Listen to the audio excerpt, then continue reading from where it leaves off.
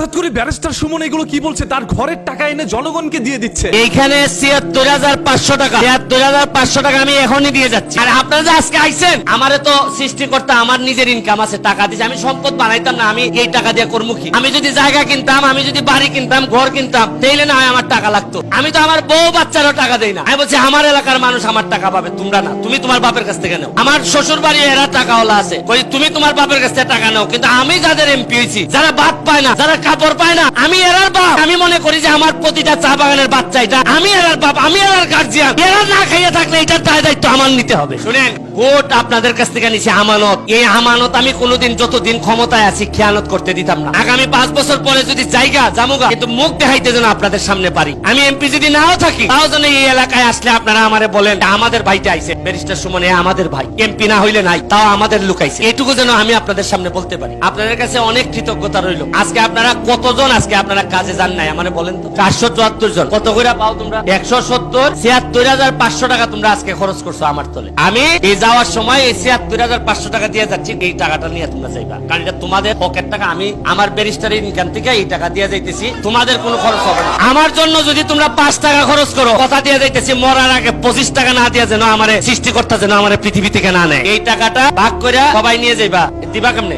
School, রাস্তা, এটা তো আমি এমপি করবো। এটা আপনারা যদি আমার জন্য নাও থাকেন, তাও আমি করে দেবো। এটা আপনারা আসার জন্য করি নাই, ভোট যে দিচ্ছেন যেটা, এটার জন্য স্কুল আর রাস্তা করে দেবো। আর আপনারা যে আজকে আইছেন, আমারে তো সৃষ্টিকর্তা আমার নিজের ইনকাম আছে, টাকা দিচ্ছে। আমি সম্পদ বানাইতাম না, আমি এই টাকা দিয়ে করবো কি? আমি যদি জায়গা কিনতাম, আমি যদি বাড়ি কিনতাম, ঘর কিনতাম, তাইলে না আমার টাকা লাগতো। আমি তো আমার বউ বাচ্চারও টাকা দেই না। আমি বলছি আমার এলাকার মানুষ আমার টাকা পাবে, তোমরা না। তুমি তোমার বাপের কাছ থেকে নাও। আমার শ্বশুর বাড়ি এরা টাকাওয়ালা আছে, কই তুমি তোমার বাপের কাছ থেকে টাকা নাও। কিন্তু আমি যাদের এমপি হয়েছি, যারা ভাত পায় না, যারা কাপড় পায় না, আমি এরার বাপ। এরার বাপ আমি মনে করি যে আমার প্রতিটা চা বাগানের বাচ্চা এটা, আমি এরার বাপ, আমি এরার গার্জিয়ান। এরা না খাইয়ে থাকলে এটার দায়িত্ব আমার নিতে হবে। আর কথা বাড়াইলাম না। স্কুলের আর আপনাদের রাস্তার বিষয় দ্রুত গতিতে কাজ চলবে।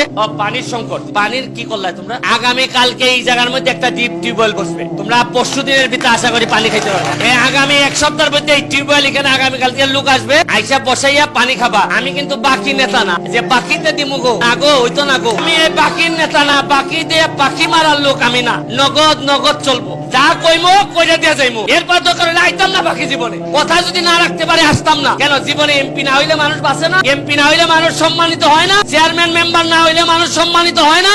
হয় ভগবান যারা সম্মানিত করে, তারে কেউ টাইনা নামাইতে পারে না। আপনাদের জন্য তো আর হইল, কালকে এখানে একটা ডিপ টিউবওয়েল বসবে। এইখানে ৭৬,৫০০ টাকা, ৭৬,৫০০ টাকা আমি এখনই দিয়ে যাচ্ছি। আপনারা কেউ যেন বাকি না থাকে। এরা যেন বলতে না পারে না না ব্যারিস্টার কেসে কার টাকা দিছে না, এটা কইব নি। এরা লোক ভালো আছে, সবাই সবার টাকা নিয়ে যাইবে। আর আমার জন্য কিচ্ছু লাগবে না, শুধু আশীর্বাদ করবে, যাতে সারা জীবন আমার মারে যেভাবে আমি খুশি রাখছি, আমার বোনদেরকে যেভাবে খুশি রাখছি, এমপি হিসাবে তোমাদেরকে যেন খুশি রাখি আমি বাকি জীবন চালাই যেতে পারি। এই আশীর্বাদটুকু আমি তোমাদের।